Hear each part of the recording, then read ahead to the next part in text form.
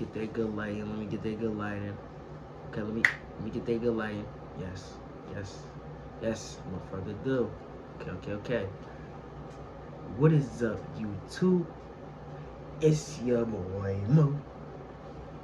And today we're watching a video called How Good Was Kobe Bryant Actually?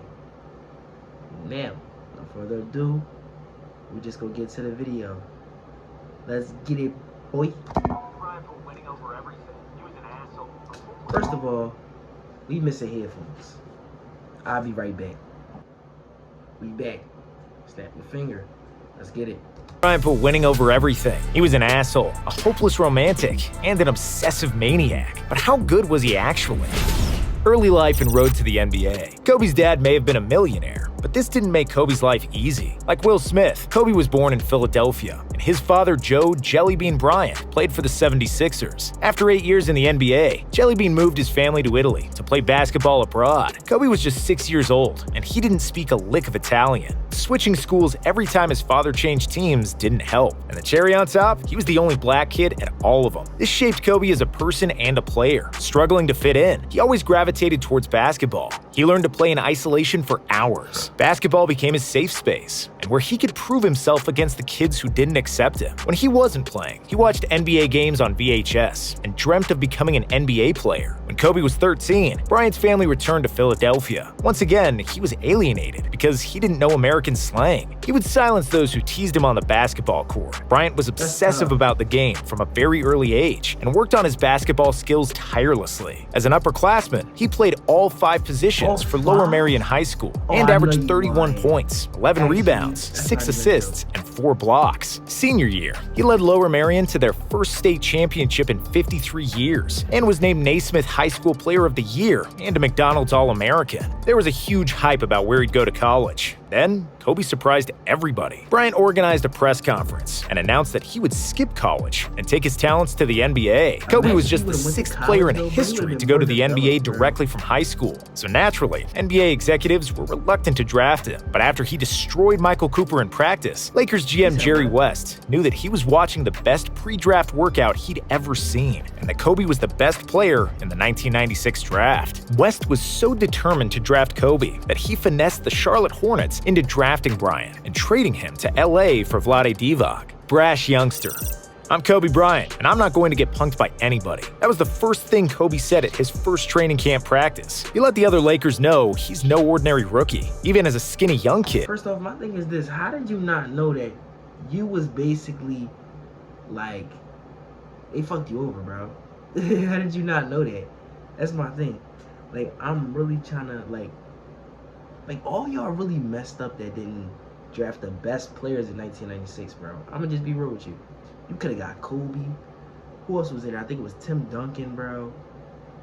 Or actually, who was the first pick that year, bro? First off, what draft year was Tim Duncan even in? Like, I'm getting everything messed up. I barely even watch basketball like that anymore. But like, I think that year they had a lot of good players. Like, you my mans, bro. Like, they had a lot of good players that year. And I feel like everybody sold on Kobe Bryant. Y'all let him get to the 13th pick. Nobody picked him up. The Philadelphia 76ers could have picked him up and then got their first ring right there. They dumb as shit. And this is why they lose every year. You got Joel Embiid, you still losing. You had Allen Iverson, you ain't get no ring. Like, that shit is crazy. Like, how do you literally get the best players out of the draft and you still manage to sell like that? Like, I really be trying to understand that, yo. Like, how did y'all sell that bad? Kobe was fearless from the get-go, relentless in every practice and every game. Kobe entered the 1997 Slam Dunk Contest and won. His teammates lovingly called him Showboat, but it wasn't all good. In his first playoff series, Bryant famously shot 4 air balls in overtime against Utah. By his second season, he was already averaging 15 points per game. He even became the youngest all-star starter in NBA history, but didn't start on his own team. His most memorable moments from '98 were playing against Black Jesus. MJ was impressed by Kobe on how he would unapologetically ask for advice and wasn't starstruck by Jordan. Kobe went on to finish second in the Sixth Man of the Year voting, but come playoffs, the Lakers would repeat history and lose to Utah. In 1999, Kobe finally became a permanent starter and averaged 20 points per game, though this wouldn't stop the Lakers from getting swept in the playoffs. The Lake Show knew something had to change, so they appointed Phil Jackson as the new head coach. Laker Dynasty. In 1998, Shaq and Kobe had their first fight, and O'Neal nearly decapitated Bryant. However, Yo, I'm gonna keep it a beam with y'all. I was watching the little old clips and all them in the interviews. They said that Shaq and Kobe used to fight, but I didn't know it was that crazy to the point where he almost decapitated him, or he beat him up that bad. The nigga really had. Phil Jackson was called the Zen Master for a reason. He challenged O'Neal to get into the best shape of his life, and Shaq dominated like never before. Kobe was an all-star, averaging 22, 6, and 5, and the Lakers were firing on all cylinders. They went on to win 67 games in the regular season, which was the 5th best result in NBA history. Shaq won the MVP trophy. Kobe was named to the All-NBA second team and was the youngest player ever to be selected in the All-Defense first team. But once again, playoffs were no cakewalk for the Lakers. It was the fourth quarter of Game 7 in the Western Finals, and the Lakers were losing by 15 against Portland. Everyone thought it was the end for the Lakers, until Kobe and Shaq powered one of the best comebacks in NBA history. Bryant was phenomenal in the clutch, with his crossover on Scottie Pippen, and the alley-oop to Shaq clinched the game and the series. But their work wasn't finished. They still had the finals against the Pacers, and in Game 2, it happened. Jalen Rose had deliberately put his feet under Kobe in Game 2 and twisted his ankle. Bryant was forced to miss Game 3, and Indiana comfortably won that game. What the Pacers didn't realize is Kobe is one resilient SOB. He returned in Game 4 with a vengeance. When Shaq got ejected, Kobe put the team on his shoulders and carried them to a win. The Lakers would break the Pacers in 6 games, and Kobe jumped in Shaq's arms to celebrate their first ever title together. However, things never stayed good for long between Shaq and Kobe. After the first title, Shaq was content, so content, he spent his summer eating burgers and drinking pina coladas. Kobe, on the other hand, spent the summer in the gym, so when he had seen Shaq in the preseason out of shape, Kobe lost his mind, and their feud started again. But Shaq's laziness gave Kobe more opportunities to dominate. Bryant averaged a career-high 28.5 points per game, and thankfully, once the playoffs came, Shaq was the athletic beast he was the year before, and the Lakers were unstoppable. They swept all. Yo, I'm gonna really tell y'all this, bro. Some niggas, like me, I'm gonna keep it a meme. Like, actually, let me not put me as example, because I'm not the best hooper out there, but me, I know I'm like, I have a little bit, like, I'm a little bit good, like, when I really want to be. Like, sometimes I can really have them good days, and I can really be, like, up here, and then on regular days, I'm just down here and all that, you know what I'm saying? So it's like, it's crazy. But I'm going to just say this, some niggas play better when they out of shape. Like, y'all not gonna understand what I mean by that, but some niggas just play better when they out of shape. Like, y'all seen Zion Williams. Y'all seen, who else? Shaq. Y'all seen, what other nigga was out of shape? But y'all, it's a lot of basketball niggas that's out of shape, but they still can play like that. And that's because, like, when you so used to having weight on your back like that, bro, or anywhere, like, you go and just be yourself. Like, you go and just advance, or you go and get used to it, you know what I'm saying? So, like, everybody that's out of shape is, like, you know how many times niggas done told Zion Williams to lose weight, and him losing weight ain't really affect nothing. It just made him better, but he was still good even before he did. That's how the same way it is with Shaq, bro. Like, when you a big nigga, bro, you can still play good with a lot of weight on you.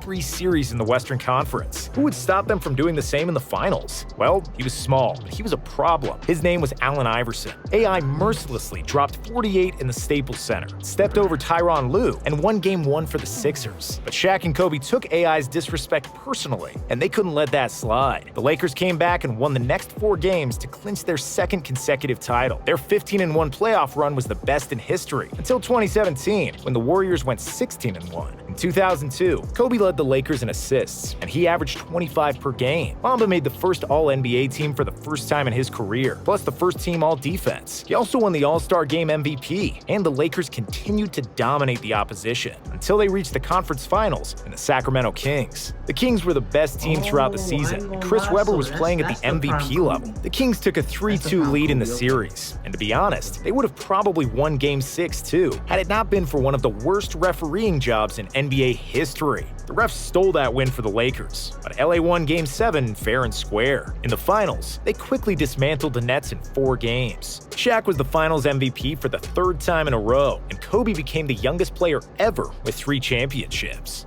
Fallout with Shaq. After 2002, Kobe was one of the best offensive players in the game. He knew when to shoot and when to pass. The problem was, sometimes he didn't want to pass. Kobe, being one of the best perimeter defenders in the NBA, always guarded the best opposing guard in the clutch. He understood the game tactically. He had all the moves and counter moves. In 2003, he dropped 55 on Jordan. He averaged over 32 points in the playoffs, but the Spurs were too strong that year. The only thing that Kobe had not fully mastered was emotional intelligence and being a leader. In 2004, his beef with Shaq became unbearable. Both Shaq and Kobe acted childishly, but Kobe did Shaq dirty after discussing Shaq's marriage with the media. Ironic, because he was also going through a court case in Colorado, which proved his own infidelity. Craziest part is at the same time as his trial, Kobe was playing in the playoffs. It takes a cold-blooded individual. What did he say about him? Because I ain't know it was that early in his career when he had that little, I think Kobe had like a grape case or something. You know what I'm saying? Where some lady tried to frame him, but not frame him, but she basically tried to lie. You know what I'm saying? But I didn't know in the midst of that, this nigga was trying to clown Shaq for something. That's crazy. To be facing a lengthy jail sentence and still go out to perform as well as he did. The Lakers added Karl Malone and Gary Payton, so everybody thought they would be crowned champions again. But Kobe beefed with both Shaq and Malone. The lack of chemistry showed its ugly head when it was most important. Kobe was forcing things in the finals against the Pistons. He took by far the most shots on the team, despite hitting only 38% from the field and 17% for 3, and the Lakers lost in 5 games. Something had to change, so Shaq was traded to Miami, and Kobe had the chance to prove that he could win without it. Individual greatness. Kobe was a maniac. For all the kids out there that want to be like Kobe, here's some advice. Don't do it. Because Kobe was 1 in a billion, he ran himself into the ground to become a perfect basketball player. He was in the gym up to 3 times a day, and he wouldn't leave practice without making 400 shots. But it was because Kobe was such a maniac that he produced some of the greatest memories for basketball fans around the world. In 2005, he scored 62 points against the Mavs in just 3 quarters, and 3 weeks later, he notoriously scored 81 against the Raptors, the second highest scoring game in NBA history. Bryant averaged 35 points per game in 05 and 31 in 06. He was in his athletic prime. Kobe led the league in scoring, and his highlights of that era are a thing of beauty. But that same year, the Lakers somehow missed the playoffs, and in 06 and 07, they lost to the Suns in the first round. Despite Mamba's heroics and game winners in the clutch, he still wasn't proven as a true team player or leader. Buenos dias, pal.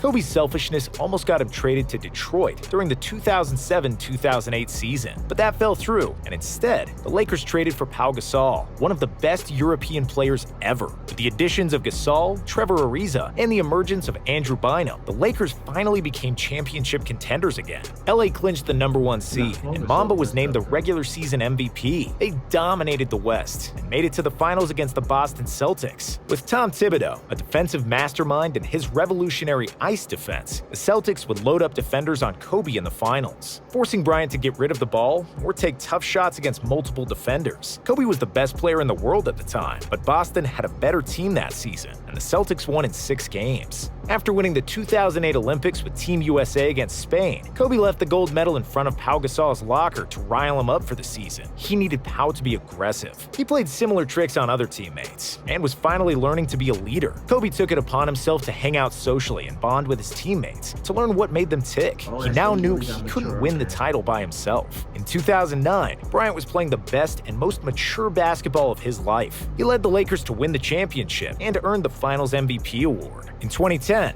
the Lakers made the finals once more and had a chance at revenge against the Celtics. But as usual, there was a problem. Kobe was playing with a bone spur in his ankle and a broken finger on his shooting hand. As you would imagine, he couldn't shoot the ball well. This series, in particular, was pretty ugly, but things were different than they were years ago. Kobe and the Lakers learned to play like a team and took the series to Game 7. Kobe shot 6 from 24, incapable of putting the game away by himself, but with his Mamba mentality, he'd rather die than lose to the Celtics twice. Bryant had 15 rebounds that game, and he was doing everything possible to win. Then in the last minute, Ron Artest would hit a 3, and the Lakers prevailed. Kobe got his 5th title that night, and when a reporter asked what the title means for him, Kobe truthfully and sarcastically answered, "Just got one more than Shaq." Lakers' downfall and Kobe's legacy.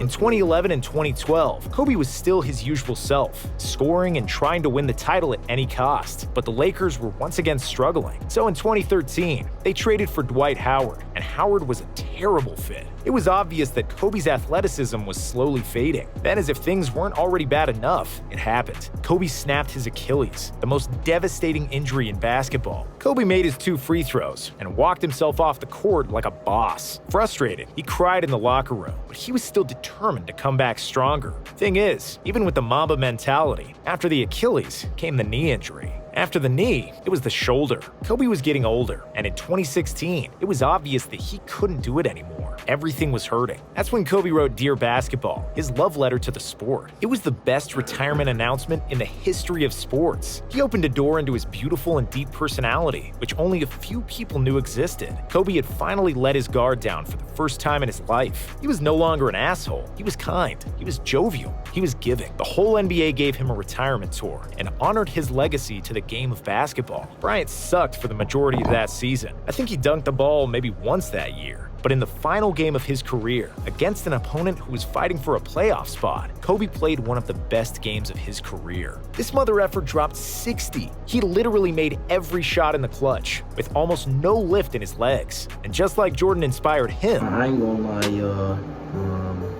This is gonna be the end of the video. Actually, I'm gonna take y'all, you know what I'm saying? Like, the thing that's really getting me, right, is how the fuck is LeBron James still playing? And it was niggas like Michael Jordan, Kobe, Shaq. They had all these issues with their body before the age of 40, and they had to retire. How the hell is he still playing? Like, I know they say he spent $1 million on his body per year, right? But that still, like, don't make no sense. I'm pretty sure if your body is getting older, your body is getting older. There's really no way to do anything about it. Like, I'm pretty sure if you sit there and try to fix your knees and all that, you busy fixing your knees, your ankles and shit, you gonna have something wrong with maybe your shoulder or something. Or maybe you gonna have a little issue right here. There's no way he's still doing that. There's no way. But, we out, y'all. We bipping.